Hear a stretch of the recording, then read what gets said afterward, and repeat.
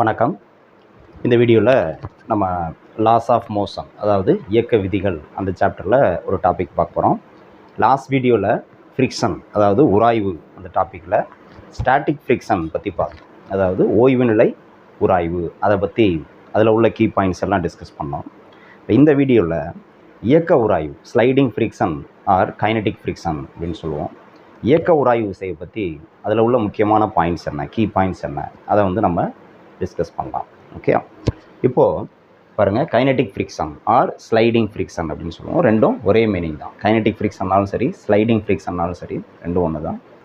தமிழில் இயக்க உராய்வு விசை அப்படின்னு சொல்லுவோம். இப்போது இயக்க உராய்வு விசை பேர்லேயே இருக்குது. இயக்க உராய்வு விசைனா பொருள் இயங்கும் பொழுது, நகரும் பொழுது தான் இயக்கத்தில் இருக்கணும். அப்போ இருக்கக்கூடிய உராய்வு விசை தான் அந்த இயக்க உராய்வு விசை அப்படின்னு சொல்லுவோம். பாருங்கள், the frictional force that opposes relative motion between the surfaces in contact. தொட்டு கொண்டிருக்கும் இரு பரப்புகளுக்கு இடையே உள்ள சார்பு இயக்கத்தை எதிர்க்கும் உராய்வு. அதாவது ஒரு பொருள் இன்னொரு பொருள் மேலே நகரும் பொழுது, ஒரு பொருள் இன்னொரு பொருள் மேலே நகரும் பொழுது என்னாகும், அந்த பொருளுடைய பரப்பும் அடுத்த பொருளுடைய பரப்பும் ஒன்று தொட்டுக்கிட்டு இருக்குது. அப்போ நகருதுன்னா என்ன அர்த்தம், ஒரு பரப்புக்கும் இன்னொரு பரப்புக்கும் இடையில் சார்பு இயக்கம் இருக்குது. சார்பு இயக்கமானது இந்த பரப்பை பொறுத்து இந்த பரப்பை சார்ந்து இந்த பரப்பு என்ன இயங்குது, அல்லது இந்த பரப்பை சார்ந்து இந்த பரப்பு இயங்குது அப்படின்னு சொல்லலாம்.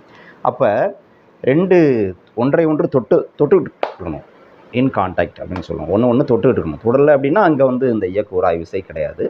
தொடும் பொழுது எந்த ரெண்டு பரப்பும் ஒன்று தொட்டுக்கிட்டு இருக்கோம், அந்த ரெண்டு பரப்புக்கு இடையில் இயக்கம் இருக்கணும். இயக்கம் இல்லை அப்படின்னா அந்த விசை கிடையாது. இருந்ததுன்னா அப்போ உருவாகக்கூடிய உராய்வு விசை தான் இந்த இயக்க உராய்வு விசை. Okay, so when the two surfaces in contact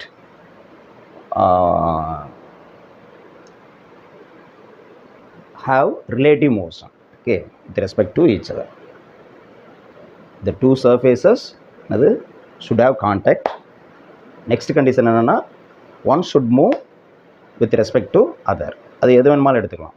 A moves with respect to otherன்னு சொல்லலாம், or B moves with respect to otherன்னு சொல்லலாம். அதுதான் சார்பு இயக்கம் அப்படின்னு சொல்கிறது. ஸோ அது இருக்கிறப்ப நமக்கு இந்த kinetic friction or sliding friction இருக்கும். ரைட், அடுத்து பாருங்கள், இந்த sliding friction or kinetic friction இயக்க உராய்வுக்கு என்ன சிம்பிள் போடுறோம், FK. இங்கே ஸ்டாட்டிக் ஃப்ரிக்ஷனுக்கு FSன்னு போட்டோம், ஓய்வு உராய்வுக்கு FSன்னு போட்டோம், இயக்க உராய்வுக்கு FK. ரைட், இந்த FK இண்டிபெண்ட் ஆஃப் ஏரியா. அங்கேயும் சொன்னோம், FS என்ன சொன்னோம், இண்டிபெண்ட் ஆஃப் ஏரியான்னு சொன்னோம், பரப்பை சார்ந்தது அல்ல அப்படின்னு சொன்னோம். இங்கேயும் எனது பரப்பை சார்ந்ததல்ல. இதெல்லாம் நல்லா ஞாபகம் வச்சுக்கணும். அடுத்து FK nearly independent of velocity, அதாவது ஏறத்தாழ திசைவேகத்தை சார்ந்ததல்ல. எந்த திசைவேகத்தை, பொருள் நகருதுன்னு சொல்லிட்டோம் இல்லையா, ஒரு பொருள் மேலே இன்னொரு பொருள் நகருதுன்னு சொல்லிட்டோம். அப்போ நகரக்கூடிய அந்த திசைவேகத்தை சார்ந்தது அல்ல. ஏன்னா நம்ம என்ன சொல்லுவோம், ஃபாஸ்ட்டாக மூவ் ஆனிச்சுன்னா அப்போ உராய்வு விசை அதிகமாக இருக்கும், ஃப்ரிக்ஷனல் ஃபோர்ஸ் அதிகமாக இருக்கும்னு நினைப்போம். அப்படி கிடையாது. ஓகே, ஃபாஸ்ட்டாக மூவ் ஆனாலும் என்னது, அந்த உராய்வு விசை என்னது மாறாது, ஒரே மதிப்பு தான். இந்த FKவுக்கு பொறுத்தவரையிலையும் ஒரே மதிப்பு தான். பொருள் நகர ஆரம்பிச்சிருச்சுன்னா, பொருள் நகர ஆரம்பிக்கிற வரலைன்னா FS இருக்கும், ஸ்டாட்டிக் ஃப்ரிக்ஷன் உராய்வு விசை, ஓய்வு உராய்வு இருக்கும்.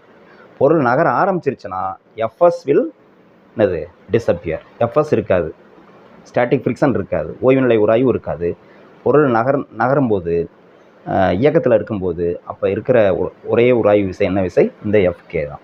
ஓகே, அதாவது இயக்க உராய்வு விசை, kinetic friction or sliding friction. அப்போ இயங்கும்போது அது பொருள் வேகமாக இயங்குனுச்சுன்னா இந்த இயக்க உராய்வு விசை அதிகமாக இருக்குமா அப்படின்னா அப்படிலாம் கிடையாது. ஓகே, ஸோ ஒரு சர்டன் ஸ்பீடு வரலையும், அதில் சில ஸ்பெஷல் கேஸ்லாம் இருக்குது, அதுக்குள்ளே நம்ம போவேன்னா ஜென்ரலாக என்னது, it is nearly independent of velocity. பொருள் ஃபாஸ்ட்டாக மூவ் ஆனாலும் ஒரே மதிப்பு தான் அப்படின்னு சொல்கிறோம். இப்போ பாருங்கள், லா ஆஃப் கைனடிக் ஃப்ரிக்ஷன், அதாவது இயக்க உராய்வுக்கான விதி என்ன அப்படின்னா, FK = μK × N. அங்கே எப்படி μSன்னு பார்த்தோம், கோஎஃபிஷியன்ட் ஆஃப் ஸ்டாட்டிக் ஃப்ரிக்ஷன் பார்த்தோம் இல்லையா. ரெண்டு பரப்புகளுக்கு இடையில் உள்ள அந்த எந்த ரெண்டு பரப்பு ஒன்று தொட்டுக்கிட்டு இருக்கோ அந்த பரப்புக்கு நான் சொன்னோம் ஒரு கோஎஃபிஷியன்ட் ஆஃப் ஸ்டாட்டிக் ஃப்ரிக்ஷன் சொன்னோம். அதாவது ஓய்வு நிலை உராய்வு குணகம் அப்படின்னு படித்தோம், μS அப்படின்னு படித்தோம். அதே மாதிரி இங்கே என்னது μK, coefficient of kinetic friction சொல்லுவோம். Coefficient of kinetic friction μK அப்படின்னா கோஎஃபிஷியன்ட் நோட் பண்ணிக்கணும்.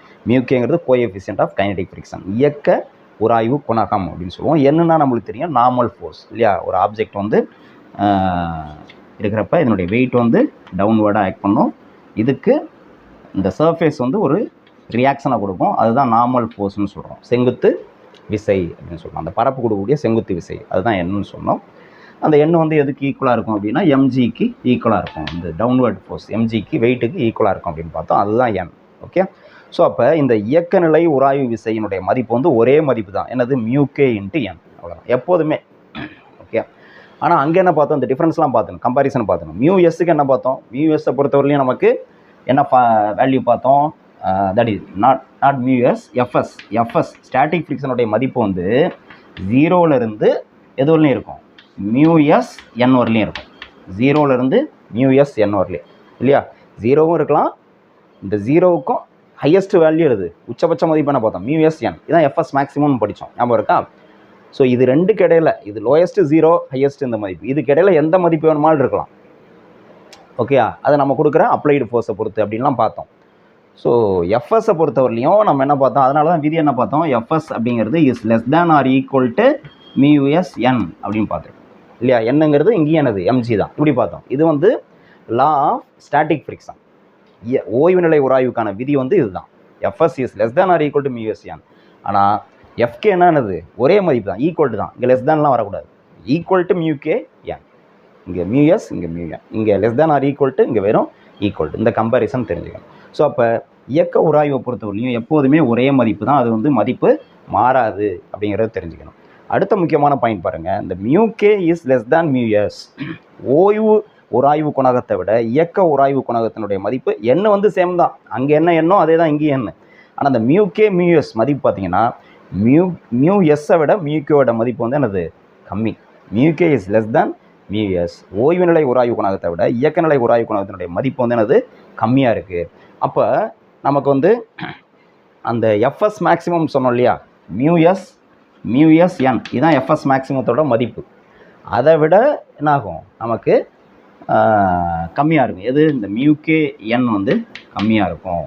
ஏன்னா மியூ எஸ்ஸை விட மியூகே கம்மி, என்ன ஈக்குவல் அப்படின்னா கண்டிப்பாக இந்த மதிப்போட இந்த மதிப்பு கம்மியாக இருக்கும். அதனால தான் நம்ம என்ன சொல்லுவோம், F K is always less than எஃப்எஸ்ன்னு சொல்லுவோம். ஓய்வு உராய்வை விட இயக்க உராய்வு வந்து என்னது, கம்மியாக இருக்கும். ஓய்வு உராய்வு விசை விட இயக்க உராய்வு விசை வந்து கம்மியாக இருக்கும். அப்போ பொருள் இயங்க ஆரம்பிக்கிற வரலையும் தான் உராய்வு விசை அதிகமாக இருக்கும். இயங்க ஆரம்பிச்சிருச்சுன்னா உராய்வு விசை குறைஞ்சிருது. இயங்க ஆரம்பிக்கிற வரலையும் தான் ஓய்வு உராய்வு விசை ஸ்டாட்டிக் ஃப்ரிக்ஷன், இயங்க ஆரம்பிச்சிருச்சுன்னா கைனடிக் ஃப்ரிக்ஷன் இயக்க உராய்வு. அந்த ஓய்வு உராய்வு விசையை விட இயக்க உராய்வு விசையினுடைய மதிப்பு வந்து என்னது, கம்மியாக தான் இருக்கும் அப்படிங்கிறத தெரிஞ்சுக்கணும். ஓகே, இதை ஞாபகம் வச்சுக்கணும். ஓகே, அப்போ FK is less than FS, that is இயக்க உராய்வு விசையானது ஓய்வு உராய்வு விசையை விட கம்மியாக தான் இருக்கும் அப்படிங்கிறத நம்ம தெரிஞ்சுக்கணும். ஸோ அதுதான் அந்த இதுன்னு தெரிஞ்சுக்கிறோம். அடுத்து பாருங்கள், அடுத்த பாயிண்ட்ஸ் நமக்கு தெரிஞ்சு விடுது என்னென்னா, if F equal to F K, எஃப்னா என்னது, நமக்கு அப்ளைடு ஃபோர்ஸ் இல்லையா. ஒரு அப்ளைடு ஃபோர்ஸ், ஆப்ஜெக்ட் வந்து நகர்ந்துகிட்டு இருக்குது, இப்படி ஒரு இது பொருள் நகருது, நம்ம அப்ளை பண்ணுற ஃபோர்ஸ் தான் எஃப். ஓகே, எஃப்கேங்கிறது என்னது, இப்போ வந்து பொருள் இயங்கிட்டு இருக்கு, இந்த டைரெக்ஷனில் தான் எஃப்கே இருக்கும் இல்லையா. இது வந்து எஃப்கே. இப்போ இது ரெண்டும் ஈக்குவல் ஆயிடுச்சு அப்படின்னா எஃப்கே ஈக்குவல் டு எஃப்கே, நம்ம அப்ளைடு ஃபோர்ஸும் இந்த இயக்க உராய்வு விசை இருக்குல்ல, கைனடிக் ஃப்ரிக்ஷன், ரெண்டோட மதிப்பும் ஈக்குவல் ஆயிடுச்சு. இது 100 நியூட்டன், இதுவும் 100 நியூட்டன். அப்போ என்ன ஆகும் அப்படின்னா பாருங்கள், தென் V ஈக்குவல் டு கான்ஸ்டன்ட், அதாவது பொருளுடைய திசைவேகம் மாறிலி ஆயிரும், ஆக்சலரேஷன் 0 ஆயிரும். திசைவேகம் மாறலினா முடுக்கம் வந்து என்னது, 0. ஏன்னா முடுக்கம்ங்கிறது என்னது, திசைவேகத்தில் ஏற்படக்கூடிய மாற்றம் தான் நம்ம முடுக்கம்னு சொல்கிறோம் இல்லையா. அப்போ திசைவேகம் மாறலைன்னா முடுக்கம் வந்து என்னது, 0. ஓகே, ஆக்சலரேஷன் இஸ் என்னது, is the time rate of change of velocity. If velocity is constant then there is no change in the velocity, which means acceleration is 0 அப்படின்னு தெரிஞ்சுக்கணும். அப்போ பொருள் இயக்கத்தில் இருக்கிறப்ப நம்ம அப்ளை பண்ணுற ஃபோர்ஸும், நம்ம அப்ளை பண்ணிக்கிட்டே இருக்கோம்னு வச்சுக்கோங்க, ஃபோர்ஸ் அப்ளை பண்ணிக்கிட்டே இருக்கும், அந்த ஃபோர்ஸும் இந்த கைனடிக் ஃப்ரிக்ஷனல் ஃபோர்ஸும் ஈக்குவல் ஆயிடுச்சு அப்படின்னா the object will move with constant speed. அங்கே ஆக்சலரேஷன் 0 அப்படிங்கிறத ஞாபகம் வச்சுக்கணும். ரொம்ப முக்கியமான பாயிண்ட்டு. இதை பேஸ் பண்ணி அப்படியே ஸ்டேட்மெண்ட்டாக கொடுத்து கொஸ்டினாக கேட்பாங்க. ஓகே, ரொம்ப முக்கியமான ஒரு ஸ்டேட்மெண்ட். ஓகே, ரைட், இது தெரிஞ்சுக்கணும். ஏன் அப்படின்னா according to Newton second law of motion, வேறு ஒன்றும் இல்லை. எஃப் நெட் ஈக்குவல் டு என்னது, F net equal to M A. Okay, F net என்னது, F minus F K. F minus எஃப்கேனா எஃப் மைனஸ் எஃப்கே, ரெண்டும் ஈக்குவல்னு சொல்லியாச்சு. ரெண்டும் ஈக்குவல், இது 100னா இதுவும் 100 மைனஸ் 100 0 தான் வரும் இல்லையா. அப்போ இது 0ன்னா இது என்ன ஆகும், ஆக்சலரேஷன் 0 தான் ஆகும். மாஸ் கேன் நெவர் என்னது பிகம் 0, மாஸ் 0 ஆக முடியாது. அப்போ எது 0 ஆகணும், இப்போ இந்த பக்கம் 0னா என்ன அர்த்தம், ஈக்குவேஷன்னா தானே, ஒரு ஈக்குவேஷனில் இந்த பக்கம் 0னா இந்த மதிப்பு என்னது 0 ஆகணும். அப்போ 0னா எது 0 ஆகணும், ரெண்டுமே 0 இருக்கலாம். 0 × 0 0, இல்லையா? ஆர் ஏதாவது ஒன்று ஜீரோவாக இருக்கணும். எது ஜீரோவாக இருக்க முடியும்? மாஸ் வந்து ஜீரோ இருக்க முடியாது. இந்த ஆப்ஜெக்ட் கண்டிப்பாக மாஸ் இருக்கும். அப்போ எது ஜீரோ? ஏ தான் ஜீரோவாக இருக்கணும். 0 இன்ட்டு எனிதிங் 0. புரியுதா? அப்போ ஆக்சிலரேஷன் 0 அப்படின்னு சொல்கிறோம். ரைட். இந்த பாயிண்ட் ரொம்ப முக்கியமான பாயிண்ட். அடுத்தது நெக்ஸ்ட் பாயிண்ட் பாருங்கள். இஃப் எஃப் ஈக்குவல் டு 0 என்னது? நம்ம சொன்னோம் ஆப்ஜெக்ட் வந்து மூவ் ஆகிட்டுருக்கு. ஆப்ஜெக்ட் மூவ் ஆகிட்டுருக்கு. நம்ம அப்ளைட் ஃபோர்ஸை கொடுக்கவே இல்லை. அப்ளைட் ஃபோர்ஸை ரிமூவ் பண்ணிட்டோம். அப்ளைட் ஃபோர்ஸ் கொடுத்து தள்ளிட்டு இருந்தோம் இல்லையா? இயங்க ஆரம்பிச்சோன்னே ஃபோர்ஸ் எடுத்துட்டோம். அப்போ பொருள் இயங்காதா அப்படின்னா இயங்கும். நம்ம படிச்சிருக்கோம். அதான் நியூட்டன்ஸோட ஃபர்ஸ்ட் லா ஆஃப் மோஷன் இல்லையா? ஒரு பொருள் வந்து தொடர்ந்து இயங்கிக்கிட்டே இருக்கணும் அப்படின்னா அதுக்கு தொடர்ந்து நம்ம வந்து விசை கொடுத்துக்கிட்டே இருக்கணும் அப்படின்னு அவசியம் கிடையாது. அதுதான் கலிலியோ வந்து ப்ரூவ் பண்ணார் இல்லையா? தொடர்ந்து அதன் மீது விசை கொடுத்துக்கிட்டே இருந்தால் தான் பொருள் நகரும் அப்படிலாம் கிடையாது. ஜஸ்ட்டு தள்ளி விட்டோம்னா அது இயங்க ஆரம்பிச்சிருச்சுன்னா அது எந்த ஸ்பீடில் இயங்க ஆரம்பிக்குதோ அதே ஸ்பீடில் இயங்கிக்கிட்டே இருக்கும். ஆனால் என்ன இருக்கக்கூடாது? அதுக்கு எதிராக எந்த விஷயம் இருக்கக்கூடாது. உராய்வு விஷயம் எதுவுமே இல்லை அப்படின்னா அந்த பொருள் அதே ஸ்பீடில் இயங்கிக்கிட்டே இருக்கும். அப்படிதான் அதுதான் நியூட்டன்ஸுடைய ஃபர்ஸ்ட் லா ஆஃப் மோஷன் இல்லையா? Unless or otherwise external force is acting on the body, the object என்னது will continue its state of rest or uniform motion அப்படின்னு பார்த்தோம்ல, அதுதான் வேற ஒன்று. ஸோ அப்போ அப்ளைட் ஃபோர்ஸை ரிமூவ் பண்ணிட்டோம். அப்ளைட் ஃபோர்ஸ் இருக்குல்ல, எக்ஸ்டர்னல் ஃபோர்ஸ். அதை எக்ஸ்டர்னல் ஃபோர்ஸ்னு சொல்ல முடியாது, நம்ம அப்ளை பண்ணுற ஃபோர்ஸ். ஏன்னா இங்கே ரெண்டுமே எக்ஸ்டர்னல் ஃபோர்ஸ் தான். நம்ம அப்ளை பண்ணுற ஃபோர்ஸும் எக்ஸ்டர்னல் ஃபோர்ஸ் தான். இந்த கைனடிக் ஃப்ரிக்ஷன் சொல்கிறீங்க இந்த டைரக்ஷனில் ஆக்ட் பண்ணும் எஃப்கே, அதுவும் எக்ஸ்டர்னல் ஃபோர்ஸ் தான். ஓகே. ஆனால் இது வந்து நம்ம அப்ளை பண்ணுற ஃபோர்ஸ், இது வந்து இங்கே டெவலப் ஆகிற ஃபோர்ஸ். So applied force 0. நம்ம முதல்ல பொருள் இயங்க ஆரம்பிக்கிறப்ப என்ன பண்ணுறோம்? தள்ளி விடுறோம்ல, அதுதான் அப்போ இருந்தது. இயங்க ஆரம்பிச்சதுக்கப்புறம் அந்த ஃபோர்ஸை எடுத்துட்டோம். அப்ளைடு ஃபோர்ஸு ரிமூவ்டு, அப்ளைடு ஃபோர்ஸே கிடையாது. இப்போ நமக்கு வந்து என்ன இருக்கும்? Net force. அந்த according to Newton second law of motion net force என்னது வரும் பாருங்கள். நமக்கு வந்து இந்த ஃபோர்ஸ் இந்த டைரெக்ஷனில் கொடுத்தோம்னா F minus F K equal to எம்ஏன்னு வந்துருக்கும் இல்லையா? இப்போ இது 0 ஆயிடுச்சு. இப்போ 0னா 0 மைனஸ் எஃப்கே மைனஸ் எஃப்கேன்னு வரும். அப்போ ஆக்சலரேஷன் என்ன வரும்? ஏ ஈக்குவல் டு இதிலேருந்து என்ன வரும்? ஏ ஈக்குவல் டு இந்த எம் இந்த பக்கம் இங்கே மல்டிப்ளிகேஷன் இருந்ததுன்னா டிவிஷன். அப்போ மைனஸ் எஃப்கே பை எம் அப்படின்னு தானே வரும். அதை தான் என்னது இந்த பாயிண்ட்டாக சொல்லியிருக்கோம். இங்கே A equal to minus FK by M. இது வந்து F K minus FK by M. அப்போ எக்ஸ்டர்னல் ஃபோர்ஸ் இல்லாமல் நம்ம அது எக்ஸ்டர்னல் ஃபோர்ஸ்னு சொல்ல முடியாது, applied force. If the applied force is 0 then the object will move with என்னது கான்ஸ்டன்ட் ஆக்சலரேஷன். இந்த ஆக்சலரேஷன் எப்படி இருக்கும்? கான்ஸ்டண்ட்டாக இருக்கும். ஏன்னா எஃப்கே மாற போகிறதில்ல, எஃப்கே மாற போகிறதில்ல, எம்மும் மாற போகிறதில்ல. அப்போ வந்து என்னது object will move with constant acceleration அப்படின்னு சொல்லலாம். ஓகே. ஆனால் பாருங்கள் நெகட்டிவ் ஆக்சலரேஷன். நெகட்டிவ் ஆக்சலரேஷன்னா என்னது? ஏன் நெகட்டிவ் ஆக்சலரேஷன் சொல்கிறோம்? ஆக்சலரேஷனாக என்னது? Velocity changes. ஓகே, நல்லா கவனிங்க. இந்த எஃப்கேங்கிறது என்னது? கைனடிக் ஃப்ரிக்ஷன், இயக்க உராய்வு விசை. அது எந்த டைரெக்ஷனில் ஆக்ட் பண்ணுதுன்னு பாருங்கள். இந்த டைரெக்ஷனில் ஆக்ட் பண்ணுது. அப்போ இந்த டைரெக்ஷனில் ஆக்ட் பண்ணுச்சுன்னா என்னாகும்? ஆப்ஜெக்ட் மூவ் பண்ணுறதை எதிர்க்குது இல்லையா? அப்போ ஆரம்பத்தில் என்ன ஸ்பீடோ அதே ஸ்பீடில் அந்த ஆப்ஜெக்ட் வந்து இயங்க முடியாது. கொஞ்ச நேரத்தில் ஸ்டாப் ஆயிரும், ரெஸ்ட்டுக்கு வந்துடும். ஏன் ரெஸ்ட்டுக்கு வருது? ஆக்சலரேஷன் வந்து என்னது? நெகட்டிவ். ஆக்சலரேஷன் நெகட்டிவ்னா என்னது? ஸ்பீடு கொஞ்சம் கொஞ்சமாக டிக்ரீஸ் ஆகிட்டே வருதுன்னு அர்த்தம். இப்போ ஒரு பாலை வந்து உதைக்கிறப்ப என்னது? அது ஃபாஸ்ட்டாக போகுது. போக போக அந்த மணலில் உருண்டு ஓடுறப்ப என்ன ஆகுது? கொஞ்சம் நேரத்தில் நின்றுது. ஏன் நிற்குது? அந்த பாலுக்கும் பாலோட சர்ஃபேஸ்க்கும் அந்த மணலோட சர்ஃபேஸ்க்கும் இடையில உள்ள கைனடிக் ஃப்ரிக்ஷன் எஃப்கே அது எதிர்க்குது. சரியா? அது எதிர்க்கிறப்ப என்ன ஆகுது? கொஞ்சம் கொஞ்சமாக பாலோட ஸ்பீடு வந்து குறைஞ்சிக்கிட்டே வருது. அதான் நெகட்டிவ் ஆக்சலரேஷன். இது வந்து நெகட்டிவ் ஆக்சலரேஷன். அப்போ ஃபைனலாக என்ன ஆயிடுது? ஆப்ஜெக்ட் வந்து வில் கம் டு ரெஸ்ட் அப்படின்னு ஆரம்பிச்சோம். அப்போ இந்த பாயிண்ட்டு ரொம்ப முக்கியம். இதெல்லாமே ஸ்டேட்மெண்ட்டாக கொடுத்து which one of the following is correct about kinetic friction அப்படின்னு கேட்டுருவாங்க. எது கரெக்ட் எது தப்பு அப்படின்னு கேட்பாங்க. அதுக்கு இந்த பாயிண்ட்லாம் முக்கியம். அப்போ if external force is equal to that is applied force is equal to kinetic ஃப்ரிக்ஷன்னா என்னது? Acceleration 0, velocity constant. சரியா? ஆப்ஜெக்ட் வந்து வில் மூவ் வித் கான்ஸ்டன்ட்டு. அதானே இங்கே வந்து என்னது? இந்த எவ்வளோ ஃபோர்ஸ் எதிர்க்குதோ அதுக்கு சமமாக நம்ம ஃபோர்ஸ் கொடுத்துட்டோம்னா என்ன ஆகும்? டேலி ஆயிடுது, ரெண்டும் 0 ஆயிடுது. அப்போ object will move with same speed. அந்த பால் வந்து ரெஸ்ட்டுக்கு வராது, அது மூவ் ஆகிட்டே இருக்கும் இல்லையா? இங்கே வந்து என்னது? நம்ம அப்ளைடு ஃபோர்ஸை எடுத்துட்டோம், ஆப்போசிங் ஃபோர்ஸ் மட்டும் தான் இருக்குது. அப்போ கண்டிப்பாக என்ன ஆகும்? கொஞ்ச நேரத்தில் பால் வந்து ரெஸ்ட்டுக்கு வந்துடுது. That is negative acceleration. A equal to minus FK by M.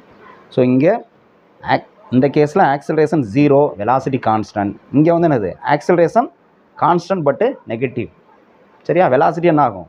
Acceleration இருக்குன்னா வெலாசிட்டி சேஞ்ச் ஆகும்.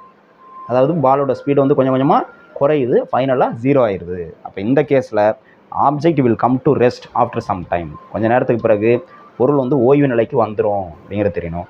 இந்த கேஸில் என்னது, பொருள் வந்து ஓய்வு நிலைக்கு வராது, மாறா வேகத்தில் இயங்கிக்கிட்டே இருக்கும் அப்படிங்கிறது தெரியும். இதுதான் கைனடிக் ஃப்ரிக்ஷன்ஸை பற்றி நம்ம தெரிஞ்சிக்க வேண்டிய பாயிண்ட்ஸு.